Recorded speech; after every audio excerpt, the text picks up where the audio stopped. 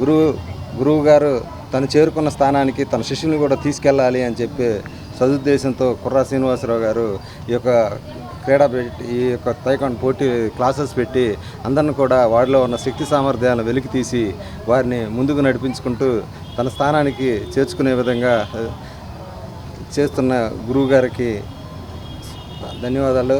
అదే కాకుండా ఎవరైనా కానీ ఒక సమాజంతో ఇంక్లూడ్ అయ్యి పాఠాలు నేర్పే వాళ్ళని ఉత్తమ ఉపాధ్యాయులుగా అనుకుంటారు. అదేవిధంగా ఈనాడు కుర్రా శ్రీనివాసరావు గారు ఈ సమాజంలో ప్రతి ఒక్కళ్ళు కూడా మానసికంగా వికాసం చెందాలి.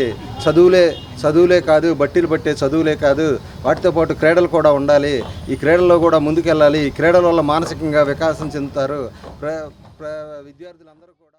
ఏది కూడా అతిగా వాడొద్దు, అట్లానే తక్కువ కూడా కొదవ కాకుండా ఎంతవరకు పరిమితమో అంతవరకు ఉండాలి అనేటువంటి సిద్ధాంతాన్ని వాళ్ళు మరలా ఇవాళ పుణికిపుచ్చుకున్నారు. అదే క్రమంలో మరి విద్యార్థులు కూడా ఈ సమ్మర్ క్యాంపులు ఎంతో ఉపయోగపడుతూ ఉంటాయి, శారీరకంగా దృఢత్వంగా ఉంటుంది.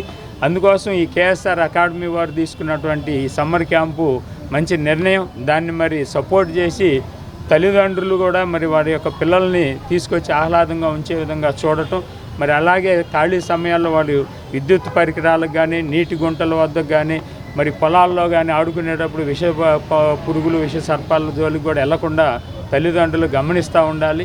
అలాగే సీరియళ్ళకి కానీ, అలాగే యూట్యూబ్లకి, ఫేస్బుక్లకి పరిమితం కాకుండా చూడవలసినటువంటి ఆవశ్యకత తల్లిదండ్రులు తీసుకోవాలి.